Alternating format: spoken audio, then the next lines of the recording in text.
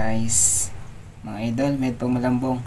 So kanda pakilala ako, katutubong mangyan taga Mansalay. So kita manood kita video kanda mga heartbroken,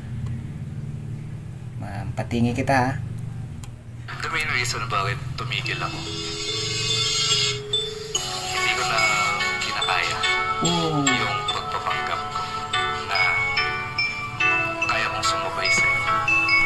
Kasi sa social status pa lang natin, kumbaga langit ka lupa. Oh, sakit. Mayaman ka, mahirap ako.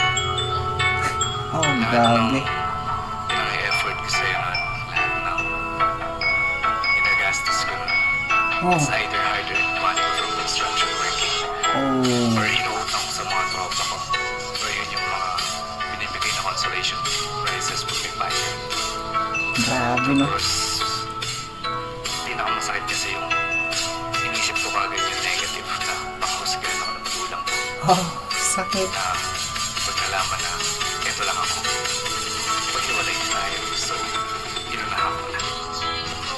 Yung masaklap, langit ka, lupa ako. Grabe, sakit. Nakan ka mo, magpili-pili kang maayos, balang kay gurang balaw mayad sa kanyo. Una nga ni kamo tanggap, pero no kay gurang nga ni uman okay sa kanyo, malala di man.